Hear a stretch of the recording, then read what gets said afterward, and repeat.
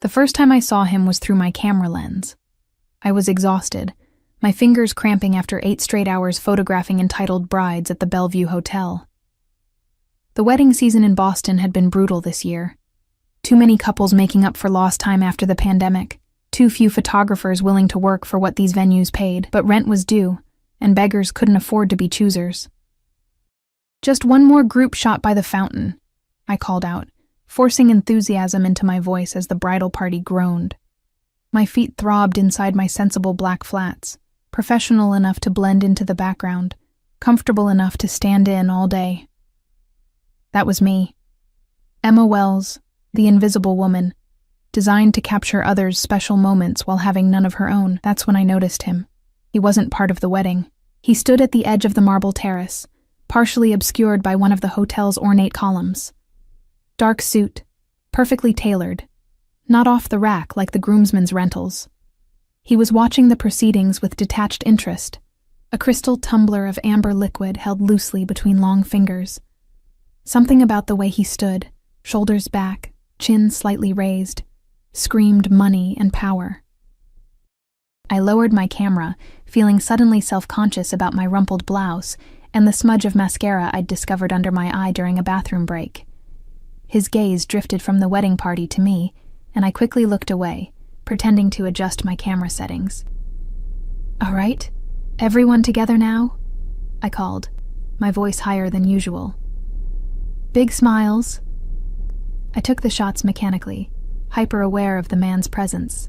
When I dared to look again, he was gone, and I felt a strange mixture of relief and disappointment. 3 hours later, I was sitting alone at the hotel bar, treating myself to one overpriced cocktail before heading home to my cramped apartment. My equipment bag rested heavily against my leg, and I scrolled through the day's shots on my camera display. Are they any good? The voice was deep and smooth, with the faintest hint of an accent I couldn't place. I looked up, and my heart stuttered. It was him, much closer now, the sharp lines of his face illuminated by the bar's moody lighting, dark hair swept back from a strong forehead, eyes the color of steel, jaw that could have been carved from marble. He smelled expensive. Not cologne exactly, but the unmistakable scent of someone who wore only the finest things. Excuse me?" I managed, hating how breathy my voice sounded. "The photographs." He nodded toward my camera. "Are they any good?" "Oh, yes, I think so."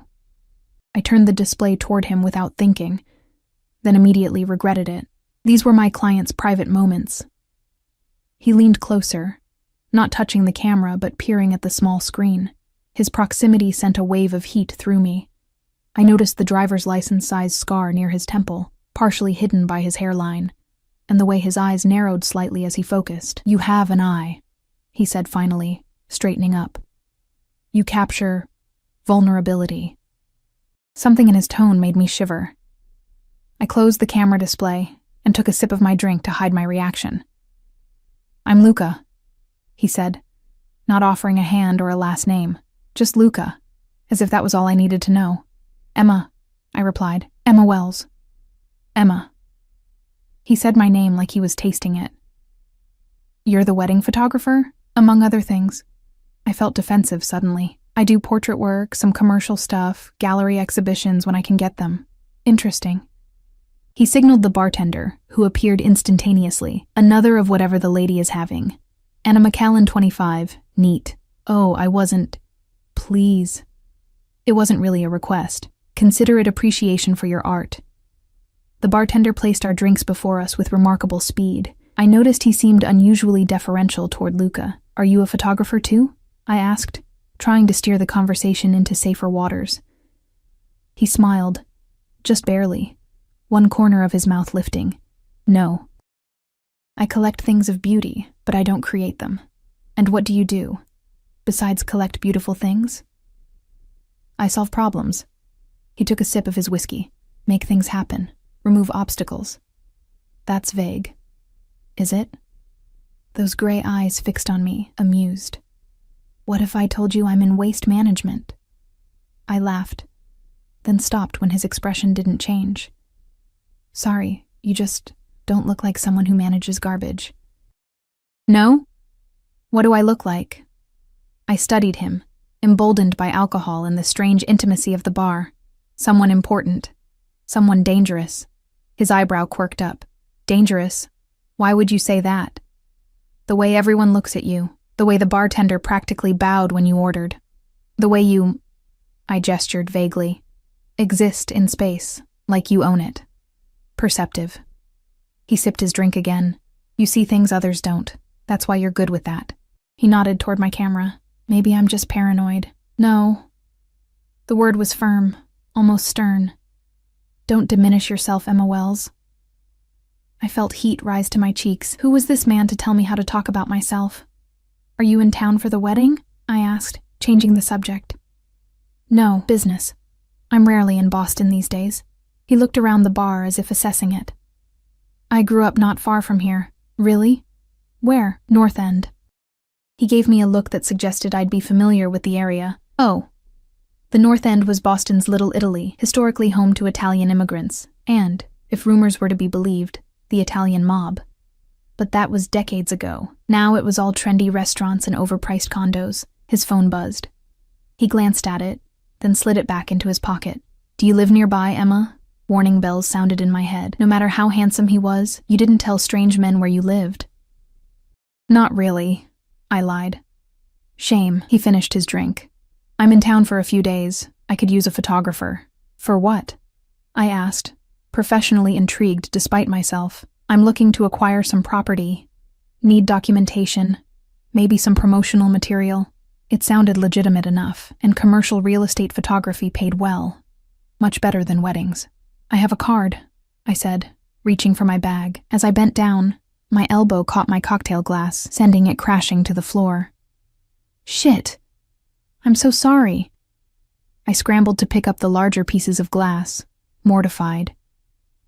A hotel employee rushed over with a towel and dustpan. I've got it, miss. Please don't cut yourself. I'm so sorry, I repeated, wanting to disappear. I could feel Luca watching me, and when I finally dared to look up at him, his expression was unreadable. Accidents happen, he said mildly, but I sensed something else behind his words. I fished out a business card and handed it to him, noticing a small cut on my fingertip. A drop of blood smeared the corner of the card as I passed it to him. He looked at the bloodstain, then at me. Something flickering in his eyes, he pocketed the card without looking at it. I'll be in touch.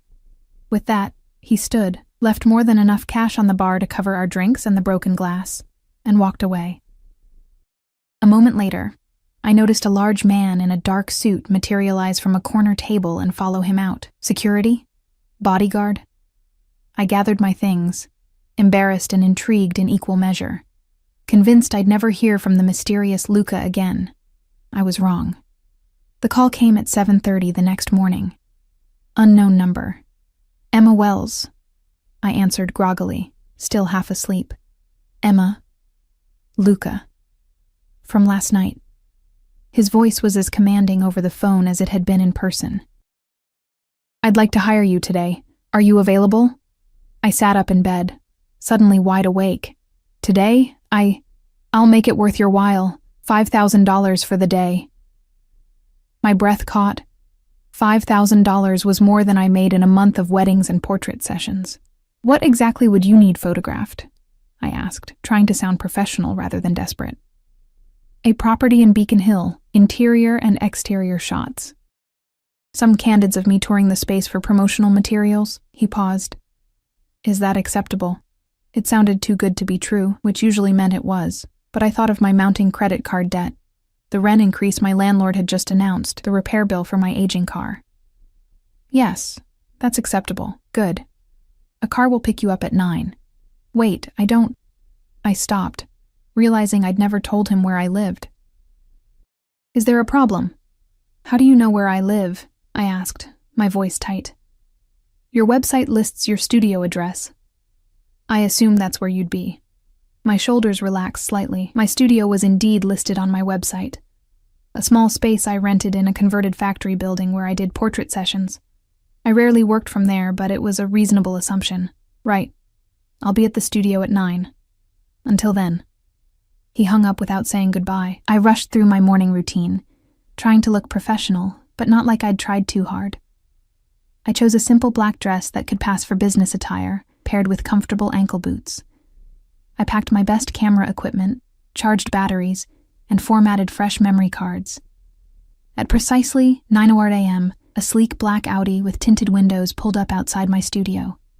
The driver, a broad-shouldered man with close-cropped hair and an earpiece, opened the rear door without a word. To my surprise, Luca wasn't inside. I slid into the empty back seat, my equipment bag beside me. "Mr. Ricci will meet you at the property," the driver said, closing my door. His accent was Eastern European, his manner efficient and impersonal. Mr. Ricci. So that was Luca's last name, Italian, as I'd guessed. We drove in silence through Boston's morning traffic. I tried to focus on the mental checklist of shots I'd need. Exteriors from multiple angles, key interior features, architectural details. But my thoughts kept drifting to Luca Ricci's intense gaze and the way he'd said my name. The car stopped in front of a magnificent brownstone on one of Beacon Hill's most exclusive streets. These homes sold for millions, their owners old Boston money or tech billionaires. The driver opened my door. "Mr. Ricci is inside. Knock 3 times. I climbed the immaculate stone steps, heart pounding as I knocked as instructed. The door opened immediately, revealing Luca in another impeccable suit. This one navy blue against a crisp white shirt. No tie, the top button undone. I tried not to stare at the hollow of his throat. "Emma, right on time." He stepped aside to let me enter. "Welcome." The foyer was breathtaking. Soaring ceilings, marble floors, a chandelier that must have cost more than my entire apartment building. My photographer's eye immediately began cataloging the play of light, the architectural details. "This is incredible," I managed. "Yes." He was watching me, not the house. "The current owners are in Europe. We have full access." "We?" As if on cue, 2 men appeared from different doorways. One was the driver who'd brought me. The other was older, with salt and pepper hair and a tailored suit nearly as nice as Luca's. "My associates," Luca said dismissively. "They'll stay out of your way." I nodded, setting down my bag and unpacking my camera. "So, is this a personal purchase, or for business?" "Both." He placed his hands in his pockets, still watching me. "I need somewhere suitable when I'm in Boston. It's quite a place for an occasional visit." His lips quirked. "I may be spending more time here than anticipated." Something about the way he said it made me look up from my camera. He was staring at me with an intensity that made my skin flush. I cleared my throat. "I'll start with the exteriors while the light is good." I spent the next hour photographing the brownstone's facade, the private garden, the ornate details of the entryway. When I came back inside, the older man was speaking rapidly to Luca in Italian. They fell silent when I entered. "Everything all right?" I asked. "Fine." Luca's voice was clipped. "Marco has an overactive imagination." Marco glanced between us, then gave a slight bow and retreated to another room. "Let me show you the main parlor," Luca said, his hand hovering near the small of my back without actually touching me. Even that phantom contact sent electricity through me. The day proceeded with me photographing each spectacular room while Luca explained its features. Occasionally he would position himself in frame, leaning against a marble fireplace or gazing out a floor-to-ceiling window, and I would capture him as naturally as possible. He was photogenic in a dangerous way, too intense, too perfect. Through my lens, I caught micro-expressions that were gone in an instant. Calculation, amusement, something darker when his phone buzzed with messages he quickly dismissed. By late afternoon, we had covered most of the house. My memory cards were filled with hundreds of shots, far more than he'd need. "Just the master suite left," Luca said, leading me up the grand staircase to the top floor. I hesitated at the threshold. The bedroom was massive, dominated by a king-sized bed with an ornate headboard. Floor-to-ceiling windows overlooked the city, and a fireplace large enough to stand in took up one wall. "Problem?" Luca asked, noticing my pause. "No, it's just quite a room." He smiled, a real one this time, transforming his severe features. "Indeed. The light in here is exceptional." He was right. The golden late-afternoon sun poured through the windows, casting everything in a warm glow. I began shooting, trying to capture the grandeur without making it feel cold or impersonal. "You should be in some of these," I said without thinking, "for scale." "Where would you like me?" I swallowed hard. "By the window, perhaps." Looking out over the city, he positioned himself as directed, hands in pockets, his profile sharp against the light. I took several shots, then reviewed them on my camera display. "May I see?" he asked, moving toward me. I handed him the camera, our fingers brushing. He studied the image, his expression unreadable. "You've made me look contemplative," he said finally. "Is that not accurate?" His eyes met mine. "More than you know." He returned the camera, then checked his watch. "It's getting late. You must be hungry." Now that he mentioned it, I realized I'd worked through lunch, too focused on the shoot to notice. "A little," I admitted. "I've had dinner arranged. If you'd care to join me." It wasn't really a question, and I found myself nodding before I'd fully considered the implications of dining alone with this increasingly enigmatic man. He led me down to the kitchen, a chef's dream of stainless steel and marble, where an array of covered dishes had been set out. There was no sign of whoever had delivered the food. "Hope you don't mind Italian," Luca said, removing covers to reveal risotto, grilled vegetables, and sea bass that smelled divine. "Not at all." My stomach growled embarrassingly. He poured 2 glasses of white wine, and we sat at the kitchen island, the formality of our professional relationship slowly dissolving as we ate. "So," I said, gathering courage with each sip of excellent wine. "Waste management. Really?" He looked amused. "You don't believe me?" "I think there's more to it than that." "There's more to everything than meets the eye, Emma." He twirled his wine glass. "Even you." "Me? I'm an open book. Struggling photographer, barely making rent, dreams bigger than my bank account. And yet." His eyes narrowed slightly. "You see things. You notice details. You catch moments others miss." I shrugged uncomfortably. "That's just the job." "No, it's innate. You can't teach that kind of perception." The intensity of his gaze made me look away. I noticed a small framed photograph on a side table, the only personal item in the otherwise staged house. "Is that yours?" I asked, nodding toward it. Something flickered across his face. "Yes, the only thing I've brought so far. May I?" I stood, moving toward the photograph. He hesitated, then nodded once. It was a simple family portrait, a woman with dark hair holding a small boy, perhaps 3 or 4 years old. The woman's face was partially turned away from the camera, but there was something haunted in her expression. The boy looked solemn, his eyes unnervingly familiar. "Is this you?" I asked softly. "Yes, and my mother. She's beautiful." "She was," he said, and the past tense hung in the air between us. I returned to my seat, feeling I'd glimpsed something I wasn't supposed to see. "I should be going," I said, suddenly uncomfortable with the intimacy. "I have all the shots you need, of course." He stood immediately. "Marco will drive you home. I'll transfer the payment tonight. Thank you." I began packing my equipment, my hands less steady than they should have been. As I zipped up my bag, Luca placed a business card on the counter. Unlike my simple card with just a name and contact information, his was heavy stock, with just a phone number and the letter R embossed in dark ink. "If you need anything," he said. "Anything at all." I picked up the card, our fingers brushing again. "I'm not sure what I would need from you." "You'd be surprised." His voice had dropped lower. "You're very talented, Emma, but talent only gets you so far in this city. Sometimes you need connections."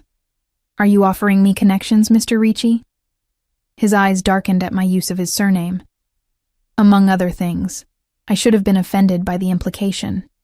Instead, I felt a dangerous thrill. "Thank you for the opportunity," I said formally, trying to reclaim professional distance. The pleasure was mine. He reached out, tucking a strand of hair behind my ear. His fingers grazed my cheek, and I forgot to breathe. "Though I should warn you, Emma Wells." "Warn me?" His eyes held mine as he leaned closer, his voice dropping to little more than a whisper. You don't flirt with men like me." His words hung in the air between us, a warning and a promise wrapped in 5 simple words. You don't flirt with men like me. I started to protest, then stopped myself. Had I been flirting? The heat in my cheeks suggested I knew the answer. Weren't you?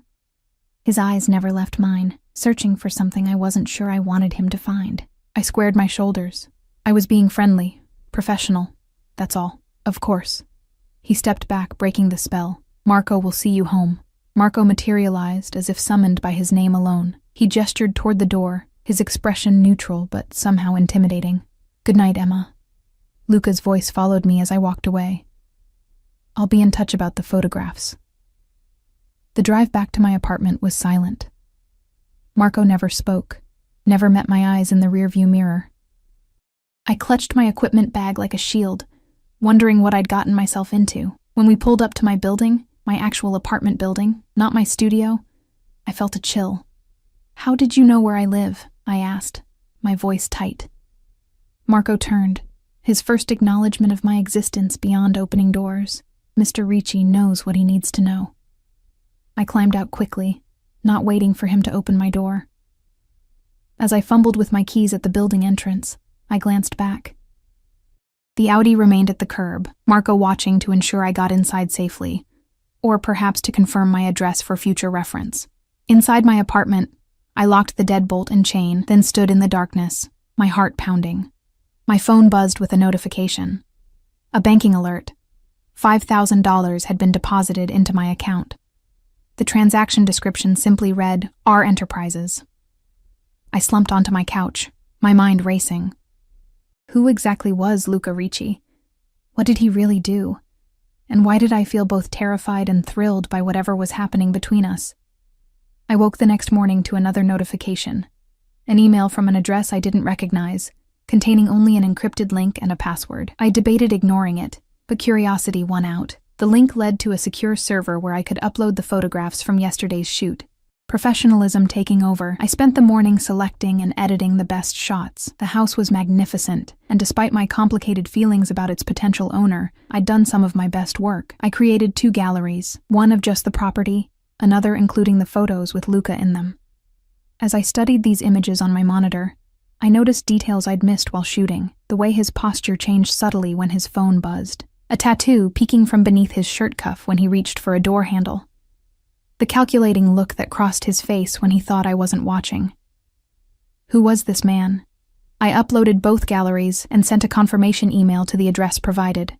Within minutes, my phone rang. "The photographs are excellent," Luca's voice without preamble. "Particularly the ones with me in them." "Thank you," I said, professional pride momentarily outweighing my unease. "I wasn't sure what you'd need them for. I have my uses." A pause. "Are you free tonight?" My pulse quickened. "For what, exactly?" "Dinner. A proper restaurant, not takeout in an empty house." I should have said no. Every instinct told me to stay away from Luca Ricci and whatever world he inhabited. Instead, I heard myself say, "What time?" 8. Wear something nice."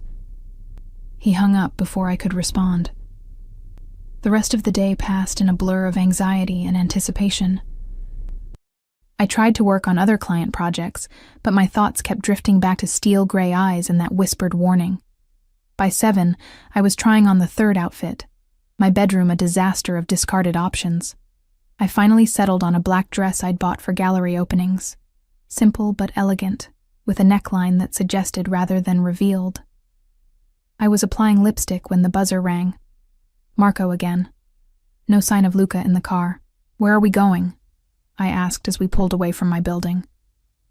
Sorellina. He offered no further explanation. Sorellina was one of Boston's most exclusive Italian restaurants. I'd walked past it many times but never even considered going inside. The kind of place where if you had to ask the price, you couldn't afford it. Luca was waiting at a corner table, rising as the maitre d' led me through the dining room. Conversations paused as I passed. I felt eyes following me, assessing who I might be to warrant such placement. "Emma?" He took my hand, brushing his lips against my knuckles. "You look beautiful." "Thank you." I slipped into the seat a waiter held for me. This place is intimidating. It shouldn't be. Not for you. He signaled subtly, and a bottle of wine appeared, presented for his approval before being poured. I glanced around the restaurant. Do you come here often? When I'm in Boston. The owner is from my hometown. As if summoned by mention, an older man in an expensive suit approached our table. He clasped Luca's shoulder with familiar affection, but I didn't miss the deference in his manner. Luca, mio figlio, they exchanged rapid Italian, the man's eyes occasionally darting to me with undisguised curiosity. Finally, Luca gestured toward me. Emma, this is Antonio Valenti, an old family friend. Antonio took my hand, his grip surprisingly strong for a man his age. Any friend of Luca's is family here. Your dinner is my pleasure tonight. He disappeared before I could thank him, barking orders at servers as he went. Family friend? I asked once we were alone. Of sorts. Luca sipped his wine. Antonio knew my father. They were in business together. What kind of business? His eyes glinted. Imports, primarily, from Italy. I had the distinct feeling we were having two different conversations. The one with words, and another with all that remained unspoken. And now you're in the same business? I pressed. I've expanded our interests. He studied me. You ask a lot of questions, Emma. Professional hazard. Photographers are observers by nature. Careful what you observe. His tone was light, but something in his eyes wasn't. Some things, once seen, can't be unseen. Before I could respond, plates of food began arriving, dishes I hadn't ordered, specialties not on the menu, each more delicious than the last. As we ate, the conversation shifted to safer topics. He asked about my photography, seeming genuinely interested in how I'd found my way to the profession. I told him about growing up in a small town in western Massachusetts, about the second-hand camera that had changed my life in high school, about the scholarship to art school that had brought me to Boston. And your family? He asked. They're still in... what was it? Greenfield. Just my mom now. Dad left when I was 12. I pushed a piece of ravioli around my plate. We don't really talk much. Why not? I shrugged. She wanted a different life for me, practical, secure. She thinks I'm wasting my talent on wedding photos and struggling to pay rent.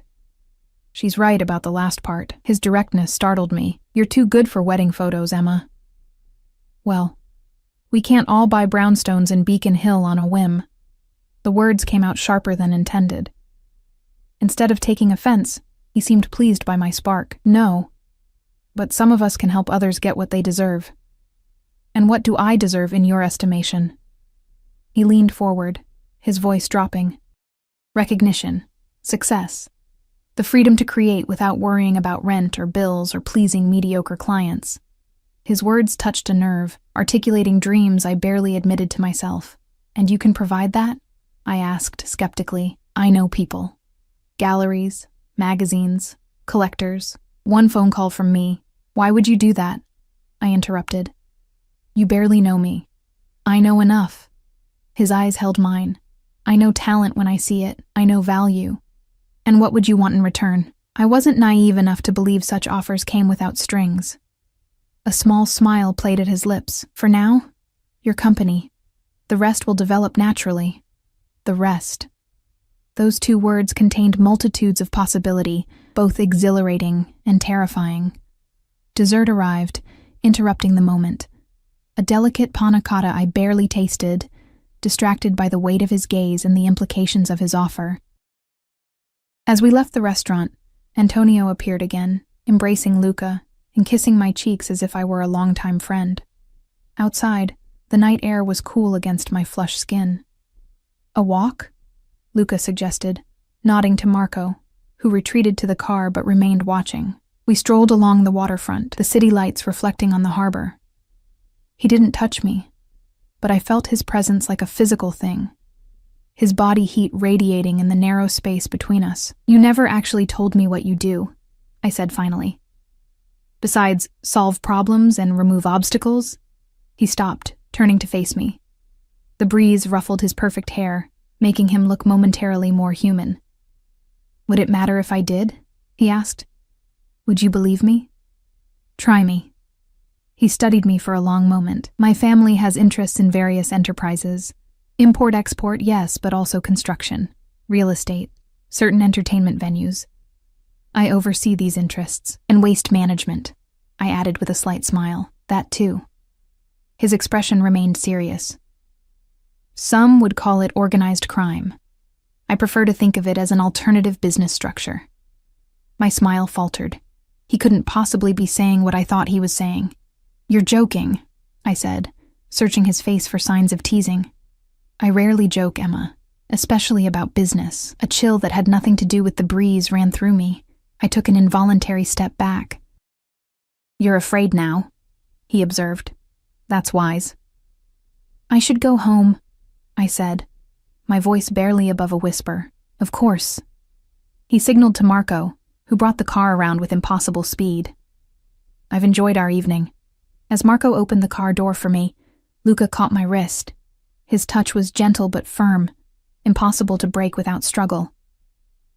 Think about my offer, he said quietly. Your talent deserves recognition. That part wasn't a lie.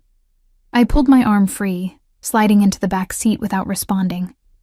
As we pulled away, I watched him through the tinted window, standing perfectly still, watching the car until we turned the corner. Sleep eluded me that night. I tossed in my bed, replaying Luca's words. Some would call it organized crime. I prefer to think of it as an alternative business structure. Had he really just admitted to being what? A mobster? A mafia boss? It seemed absurd, like something from a movie, not real life. Not my life. Yet the evidence was there, the deference everyone showed him, the bodyguards, the way Antonio had treated him like royalty, the casual mention of his North End roots. I'd brushed against something dangerous, and instead of running, I'd leaned into it. My phone buzzed at 6:30 a.m. A text from an unknown number, the Morrison Gallery, 2 p.m. They're expecting you. I stared at the screen. The Morrison Gallery was one of Boston's most prestigious contemporary art spaces. I'd tried to get them to look at my portfolio 3 times. They hadn't even responded to my emails. Before I could talk myself out of it, I texted back, "What is this?" The reply came instantly, an opportunity. Take it or don't. Your choice. I didn't need to ask who it was from. Despite my misgivings, at 1:45 p.m., I found myself standing outside the Morrison, clutching my portfolio. I dressed carefully, professional but creative, trying to look like I belonged there. The gallery director, Catherine Morrison herself, greeted me by name as I entered. Ms. Wells, right on time. She was exactly as I'd imagined from articles I'd read, elegant, intimidating, with the kind of practiced smile that revealed nothing. Thank you for seeing me, I said, trying to keep my voice steady. I'm not sure what you're expecting. Let's see your work first, shall we? She led me to a private viewing room, gesturing for me to open my portfolio. For the next hour, Catherine examined my photographs with an expert's eye, asking incisive questions about my process, my influences, my vision. It was the most serious artistic consideration my work had ever received. You have a remarkable eye for vulnerability, she said finally, echoing Luca's words from our first meeting. There's something almost invasive about your portraits, as if you've captured something the subject didn't intend to reveal. Is that good or bad? I asked. It's compelling. She closed my portfolio. We have an opening in our fall showcase for emerging artists. 3 of your series would fit well with our theme of exposed. I blinked, certain I'd misheard. You want to show my work? Yes. We'll need more pieces, of course. At least 20 new photographs in the same vein as these. She gestured to a series of street portraits I'd taken, ordinary people caught in moments of unexpected emotion. Can you deliver that in 2 months? Absolutely, I said, not letting myself think about how I'd manage it alongside my regular work. Excellent. She stood, signaling our meeting was over. My assistant will email you the details. As she walked me to the door, I couldn't contain my curiosity. May I ask, how did you hear about my work? Catherine's expression shifted subtly. A valued collector mentioned you. Someone whose taste I trust implicitly. Luca Ricci? I ventured. Something like wariness crossed her face. Mr. Ricci has an exceptional eye for emerging talent. If he's taken an interest in your work, you should consider yourself fortunate.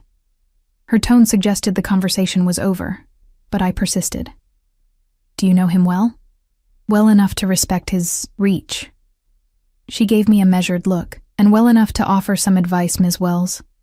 Deliver exceptional work, express appropriate gratitude, and don't ask questions like that again. The warning couldn't have been clearer if she'd posted it on the gallery wall.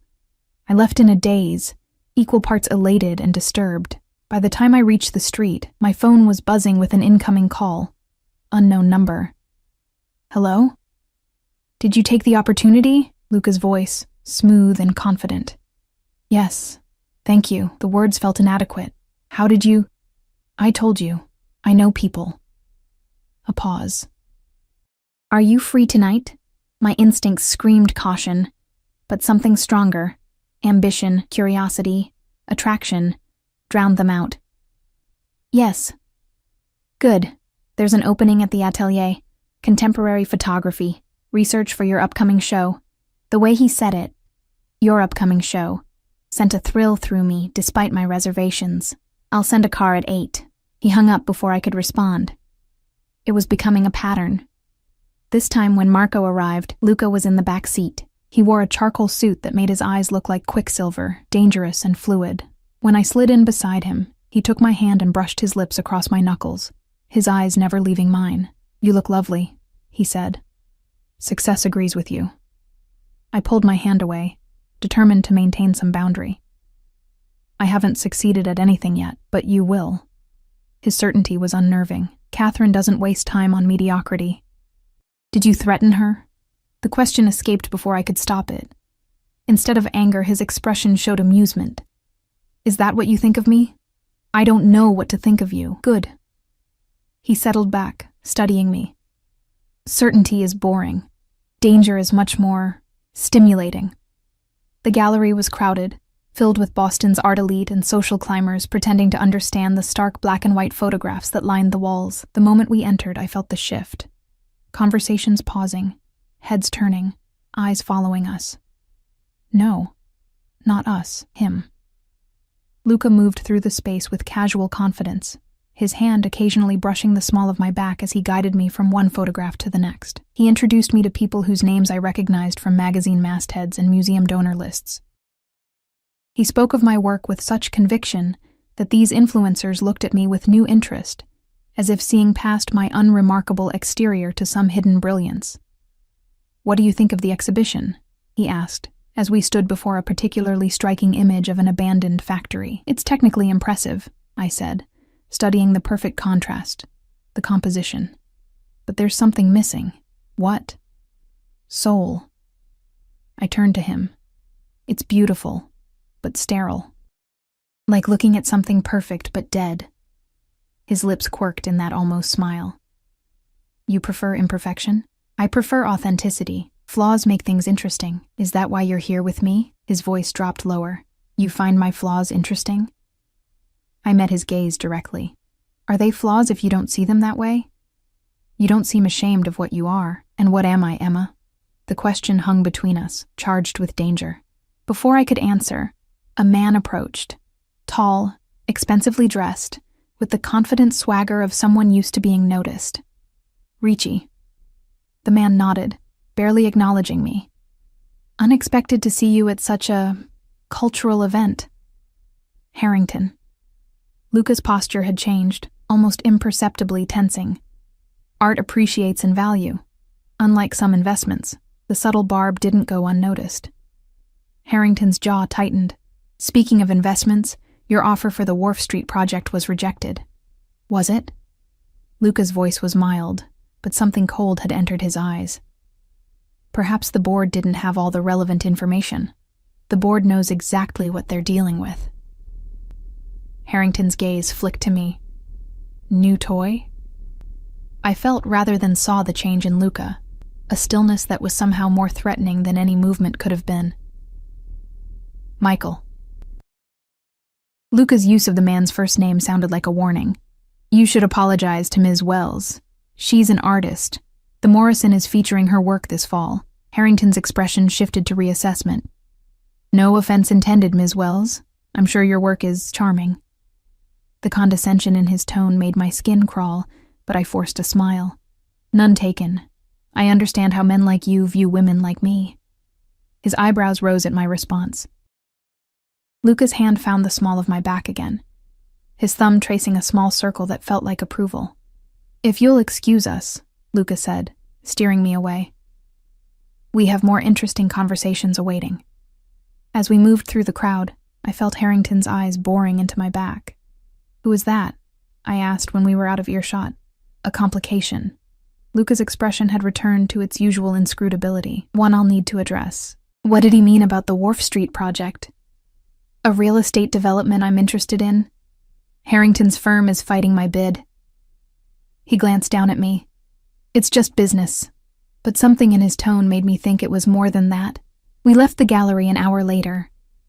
Instead of heading back to my apartment, the car took us to the waterfront, stopping at a private dock where a sleek yacht waited, illuminated against the night sky. What is this? I asked as Luca helped me from the car. My temporary home. The brownstone is still being prepared. He offered his arm. I thought we could continue our evening somewhere more private. Every warning bell in my head was ringing, yet I found myself taking his arm, letting him lead me onto the yacht. It was magnificent, all gleaming wood and polished brass, the interior a study in understated luxury. Drink? He moved to a bar area, selecting a bottle without waiting for my response. Luca. I remained standing, arms crossed protectively across my chest.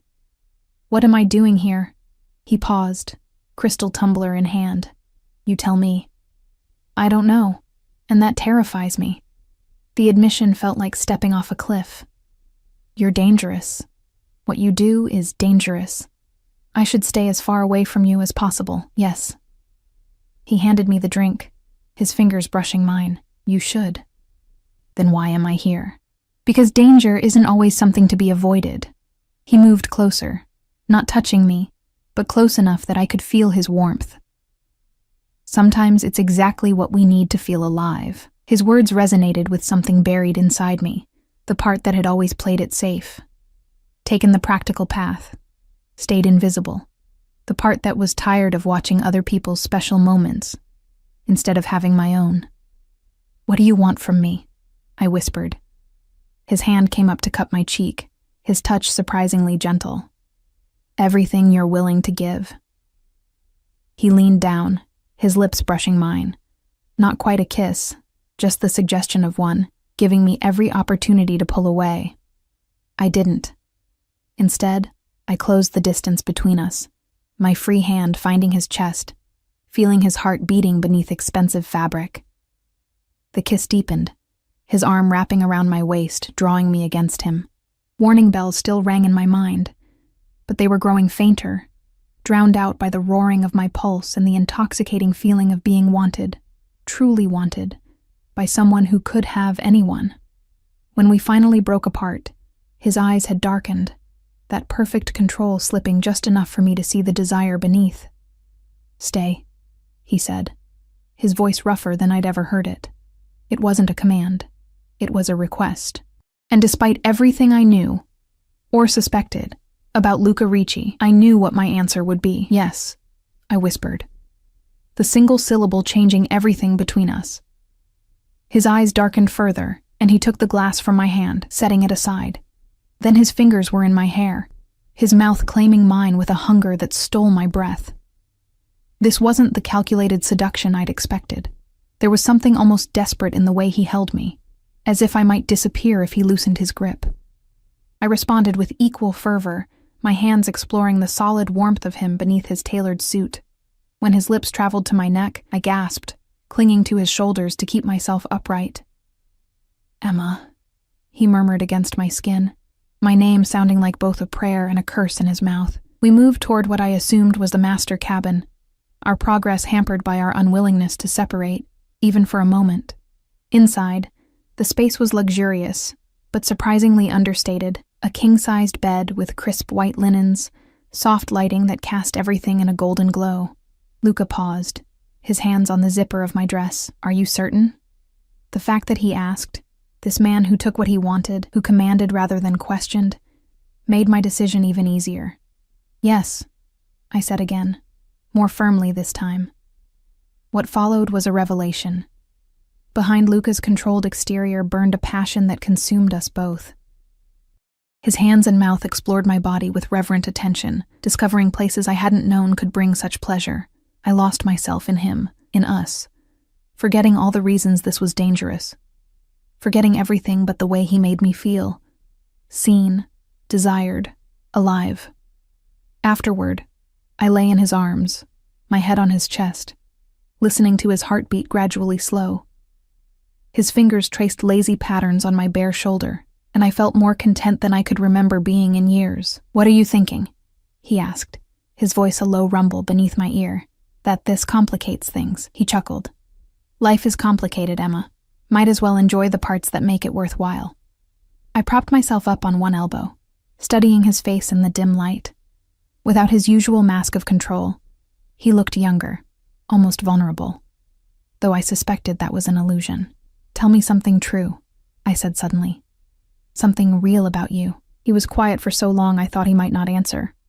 Then, "My father was murdered when I was 12. I watched it happen." The blunt admission shocked me into silence. "It was a power struggle," he continued, his eyes fixed on some point beyond me. "A rival family. They came to our home. My mother hid me in a closet, but there was a slat in the door." His jaw tightened. "I saw everything. Luca." I touched his face, feeling the tension there. "I'm so sorry. It taught me what matters. Power, loyalty, family." His eyes found mine. "Never being vulnerable. Is that why you do what you do?" "I do what I do because it's what I was born to. My father's son. His legacy." Something hardened in his expression, "But I do it better. Smarter. No one will ever make me watch my family die again." The rawness in his voice made my chest ache. I kissed him softly, trying to erase the shadows our conversation had summoned. "Enough truth for tonight," he murmured against my lips, rolling me beneath him. We lost ourselves in each other again, and this time when I fell asleep in his arms, it was deep and dreamless. I woke alone, sunlight streaming through a porthole. For a moment, I couldn't remember where I was. Then the events of the night before came rushing back. I sat up, clutching the sheet to my chest, scanning the cabin for signs of Luca. On the bedside table lay a note in elegant handwriting: "Business to attend to. Stay as long as you wish. Marco will take you wherever you need to go. L." Beneath it was a small black box. I opened it with trembling fingers to find a delicate silver necklace with a pendant, a small camera lens crafted in platinum and black diamonds. It was exquisite, tasteful rather than flashy, but undoubtedly expensive. I closed the box without putting it on, suddenly uncomfortable with the implications. Was this payment? A trophy? A mark of ownership? I dressed quickly in last night's clothes, gathering my belongings. The yacht seemed deserted except for Marco, who appeared as I emerged from the cabin.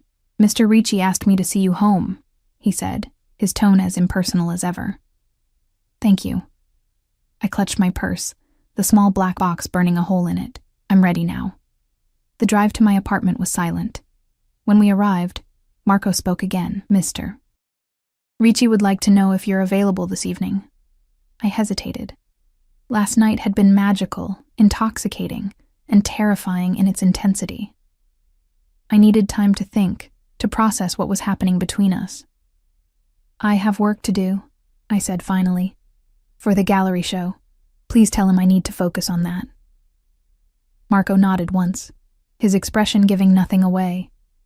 Inside my apartment, I placed the jewelry box on my coffee table and stared at it. Then I took a long, hot shower, trying to wash away the confusion while holding on to the memory of Luca's touch. For the next week, I threw myself into my photography. I roamed Boston's streets, looking for subjects who revealed that vulnerability Luca and Catherine had identified in my work. I found them everywhere. A businessman with despair in his eyes despite his success. A bride looking trapped rather than joyful. A child with an old soul's wisdom in her gaze. Luca texted daily, short messages, never demanding, just letting me know he was thinking of me. The light on the harbor today reminded me of your eyes. A new gallery opened in the south end. We should visit when you're ready. The necklace would look beautiful on you. I responded politely, but briefly, maintaining the distance I needed. He never pushed, never showed up unannounced, never sent Marco to retrieve me. He was giving me space, and that respect made it harder to remember why I should stay away. 10 days after our night together, I was in my tiny home studio editing photographs when my buzzer rang. It was nearly midnight, too late for deliveries or casual visitors. I approached the intercom warily. Who is it? Emma. It's Luca. His voice sounded strained. May I come up? My heart raced. Is everything okay? A pause. No. I buzzed him in without further question, rushing to open my apartment door. When the elevator opened, I gasped. Luca's pristine suit was rumpled, a dark stain spreading across his white shirt, his face pale beneath his tan. Oh my God! I rushed to help him inside. What happened? Should I call an ambulance? No hospitals. He leaned against me, wincing. Just need somewhere safe, just for an hour. I guided him to my couch, helping him sit. You're bleeding. It's nothing. A disagreement about business. This isn't nothing. I carefully helped him remove his jacket and unbutton his shirt. A deep gash ran along his ribs, still seeping blood. Luca, this needs stitches. I've had worse. He attempted a smile that turned into a grimace. Do you have a first aid kit? I nodded, retrieving it from my bathroom. As I cleaned his wound with shaking hands, questions burned in my throat. Why come to me? Where were his men? What kind of disagreement ended with knives? I'm sorry to involve you, he said, watching my face. There was no one else nearby that I could trust. The word trust hung in the air between us. He trusted me. This man who trusted no one. What happened? I asked, applying antiseptic that made him hiss. Harrington's associates expressed their displeasure about some information that came to light. His voice was tight with pain. They were persuasive in their arguments. The man from the gallery? He did this to you? Not personally. He wouldn't dirty his hands. Luca's eyes hardened, but he'll answer for it. A chill ran through me at his tone. What does that mean? Nothing you need to concern yourself with. I finished bandaging his side, then sat back on my heels. If you're involving me by coming here, bleeding all over my couch, then I think I have a right to some answers. He studied me for a long moment, then nodded once. The Wharf Street project Harrington mentioned? It's a waterfront development. On paper, luxury condos and retail. In reality, a perfect front for moving certain goods through the port without scrutiny. Drugs? My voice was barely a whisper, among other things. He shifted, wincing. Harrington's group wants it for the same reason. I've been blocking them and they've been losing patience. So they tried to kill you? A warning, not an assassination attempt. His mouth curved in a grim smile. If they wanted me dead, we wouldn't be having this conversation. I stood abruptly, pacing my small living room. This is insane. You're talking about criminal conspiracies and stab wounds like they're normal business challenges. In my world, they are.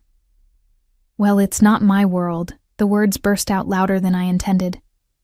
I'm a photographer, Luca. I take pictures of weddings and street scenes. I don't hide wounded mobsters from their enemies. And yet, he gestured to the bloodied gauze, the first aid kit. Here we are. I stopped pacing, the full reality of the situation crashing over me. By helping him, by letting him into my home, I'd crossed a line. I was involved now, whether I wanted to be or not. Why me? I asked, my voice small. You must have safe houses, loyal soldiers, actual criminals who could help you. His eyes softened. Because with you, I'm just Luca. Not a Ricci, not a boss, not a legacy, just a man. The simplicity of his answer undid me. I sat beside him on the couch, careful not to jostle his injury. I'm afraid, I admitted, of what this means, of what you do, of how I feel about you despite it all. He took my hand, his thumb tracing circles on my palm. Fear keeps us alive, Emma, but it shouldn't keep us from living. We sat in silence, his words settling between us like stones in still water. Finally, he checked his watch. I should go. I've compromised you enough for one night. You can't leave like this. You're hurt. Marco is waiting 2 blocks away. I'll be fine. As he stood, grimacing with the effort, I made a decision I knew might change everything. The necklace, I said.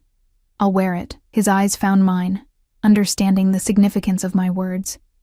You're sure? I nodded. I'm not saying I'm part of your world. I'm saying I want to see where this goes, with eyes open. He cupped my face with one hand. Eyes open, he agreed, kissing me softly. After he left, I took the black box from where it had sat untouched for days. I opened it, removing the necklace, and fastened it around my throat. The pendant rested just above my heart, cool against my skin. In the mirror, I looked the same, but something fundamental had shifted. I was now a woman who had chosen to walk into danger with open eyes, a woman wearing a gift from a man whose business was conducted in shadows and blood. I wondered if my camera would capture that change, the vulnerability now mixed with something darker, more complex. I wondered if Catherine would see it in my new photographs, if gallery goers would sense it without knowing its source. I wondered if I was making the biggest mistake of my life, or finally starting to live it. The weeks that followed existed in a strange duality. By day, I was Emma Wells, photographer, preparing for my first major gallery showing. I visited the Morrison Gallery, discussed framing options with Catherine, selected final pieces from hundreds of new photographs. By night, I was someone else entirely, the woman on Luca Ricci's arm at exclusive restaurants and private clubs, wearing dresses I could never have afforded before, the delicate camera pendant always at my throat. I learned to recognize the subtle indicators of his world, the respectful nods from certain men, the way conversations hushed when we entered a room, how doors opened and reservations materialized without question. Luca never discussed business with me, maintaining a careful separation between his professional life and our relationship. But occasionally, I glimpsed beneath the surface, a tense phone call in Italian, a meeting with hard-faced men that ended when I approached, the gun I accidentally discovered in his bedside drawer one morning. I told myself I could live with the not knowing, that the man who held me at night, who looked at my photographs with genuine appreciation, who listened to my stories with undivided attention, that man was separate from whatever happened in those shadows. It was a beautiful lie, but still a lie. The truth found me exactly 1 month after Luca appeared at my door bleeding. I was in my studio, mounting photographs for the exhibition, when my phone rang. An unknown number. Hello? Is this Emma Wells? A woman's voice, unfamiliar, with the crisp tone of authority. Yes, who's calling? Detective Lisa Morales, Boston PD. I'd like to ask you some questions about Luca Ricci. My blood turned to ice. What about him? I think this conversation would be better in person, Ms. Wells. I can come to you, or you can come to the station. Your choice. Neither option seemed good. What is this regarding exactly? A pause. Mr. Ricci is a person of interest in an ongoing investigation. We believe you may have information relevant to our case. My mind raced. What did they know? What did they think I knew? I can come to you, I said finally. My studio felt suddenly vulnerable, filled with pieces of my life I didn't want examined by police eyes. Detective Morales gave me an address. Not the police station, but a coffee shop near the waterfront. 3 o'clock, she said. Come alone. I hung up and immediately called Luca. No answer. I texted, police detective wants to meet. Asking about you. What should I do? No response. This wasn't like him.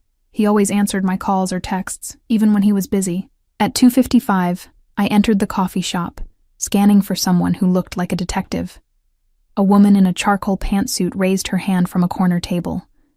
She was perhaps 40, with short dark hair and watchful eyes that seemed to catalog every detail about me as I approached. Ms. Wells, thank you for coming. She didn't offer to shake hands. Coffee? No, thank you. I sat across from her, my bag clutched in my lap. What's this about?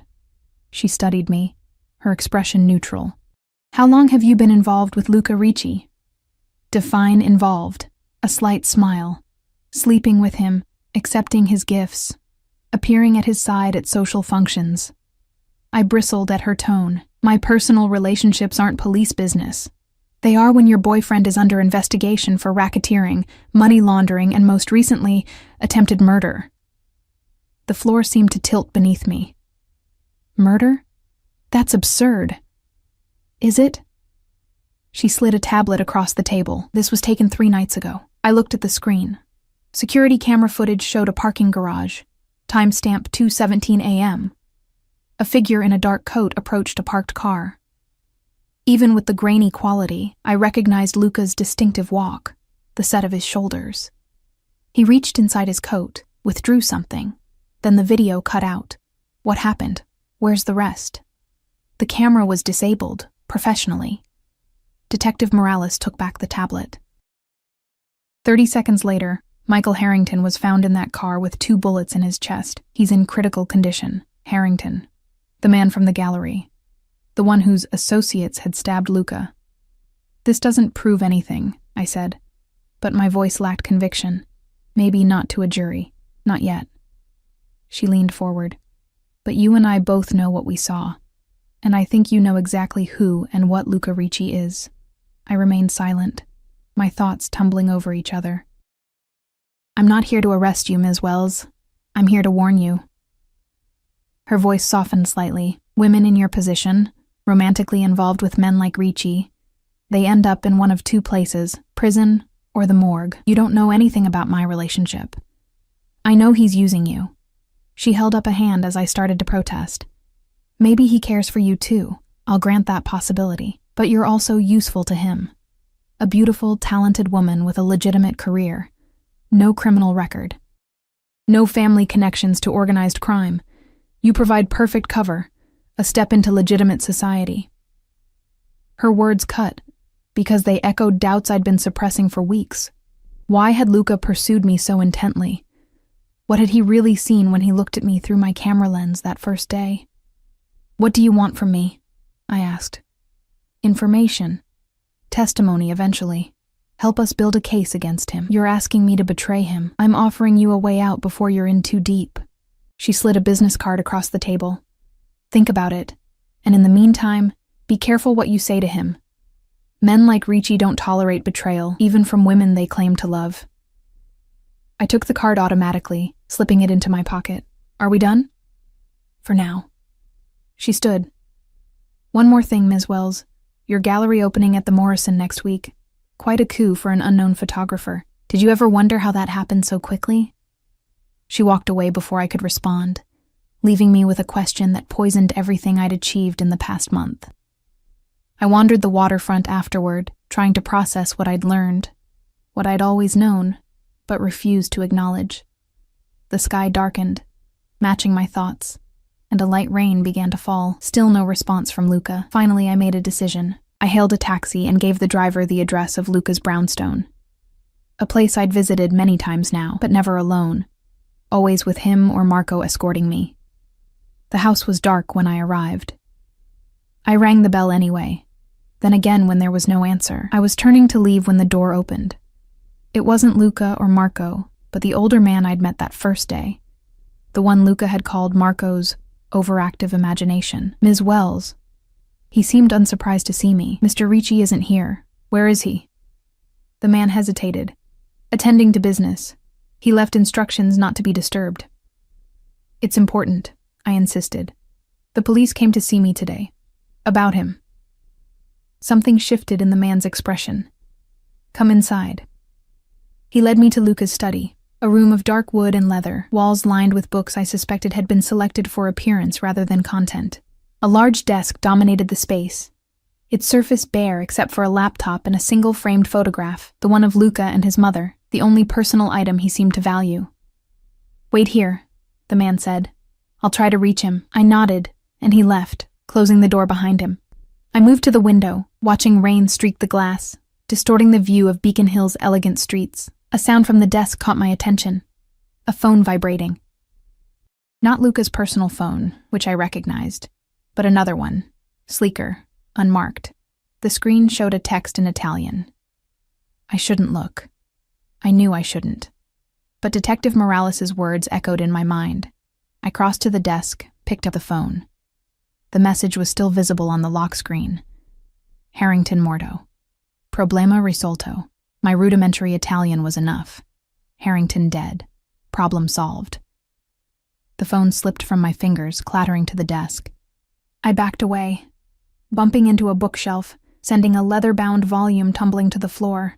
It fell open, revealing it wasn't a book at all, but a hollowed-out hiding place containing a passport. Not in Luca's name, but with his photograph. The door opened. I spun around, expecting the older man, but it was Luca himself, impeccably dressed, not a hair out of place, looking as though he'd just come from a business meeting rather than… what? A hospital? A morgue? Emma. His voice betrayed nothing. This is unexpected. I could only stare at him, seeing him clearly for the first time.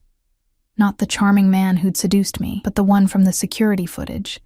The one who solved problems permanently. You killed him, I whispered. He closed the door quietly. Who told you that? No one had to tell me. I gestured to the phone on the desk. It's right there. Harrington Morto. Something flickered in his eyes, surprise, perhaps, that I understood Italian, or that I'd looked at his messages. Either way, a boundary had been crossed. You shouldn't be here, he said, his voice gentle despite everything. Not tonight. The police came to see me. The words tumbled out. They know it was you. They have footage. Is that why you came? To warn me? He moved closer, studying my face. Or to confirm your suspicions? I don't know. It was the most honest thing I could say. Maybe both. And now that you have your confirmation, his voice remained soft, reasonable. What will you do with it? I backed away until I hit the desk. Luca, I can't be part of this. Whatever this is. You already are. He stopped, maintaining a careful distance between us. The moment you accepted my help with the gallery, the moment you took that necklace, the moment you let me into your bed, into your life, I reached up, touching the pendant at my throat. Was any of it real? Or was I just convenient?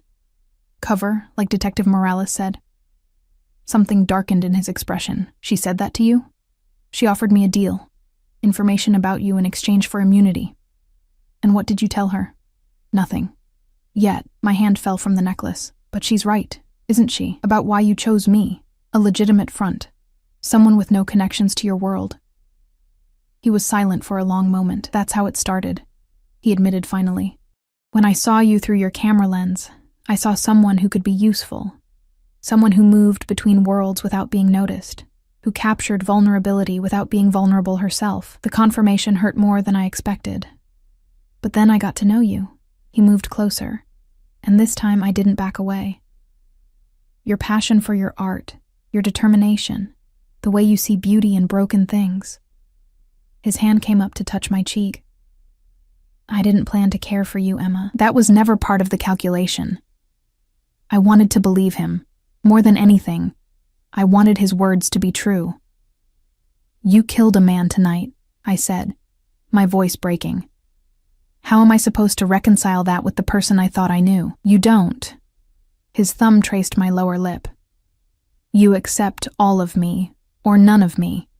There is no middle ground in my world. I can't. Tears spilled down my cheeks. I'm sorry, but I can't. Something like grief passed across his face, quickly masked. He stepped back, creating distance between us. Then we've reached an impasse. His voice had cooled, reverting to the controlled tone I'd first heard at the hotel bar. What happens next is your choice, Emma.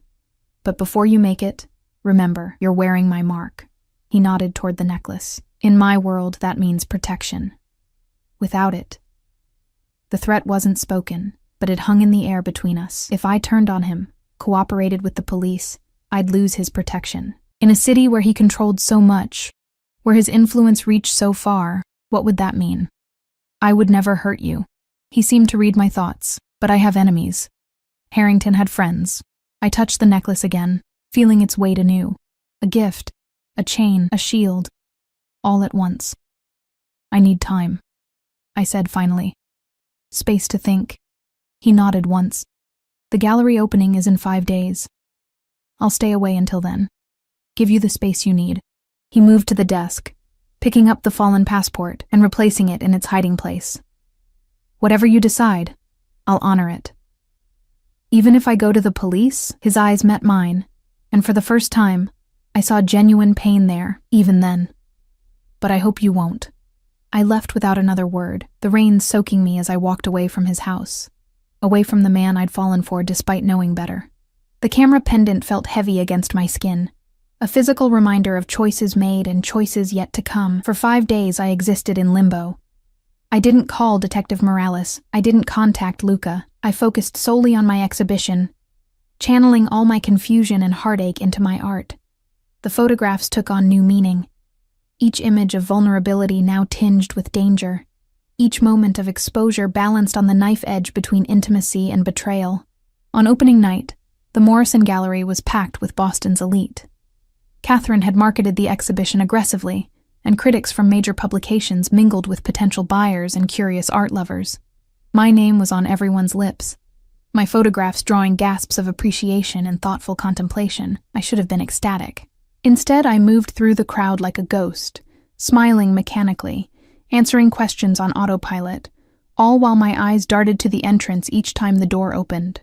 An hour into the event, just as I was beginning to think he wouldn't come, the crowd parted. Luca stood in the doorway, alone, more casually dressed than I'd ever seen him in public. Dark jeans, a simple button-down shirt, no tie. He looked younger, more approachable, almost vulnerable himself. Our eyes met across the gallery. He made no move to approach me, giving me the choice I'd asked for. In that moment, looking at him, I understood that some decisions aren't made in the mind, but in the heart. Logic, morality, self-preservation, they all argued for one path. But my feet were already moving toward him, drawn by something deeper than reason. He watched me approach, his expression guarded until I reached him.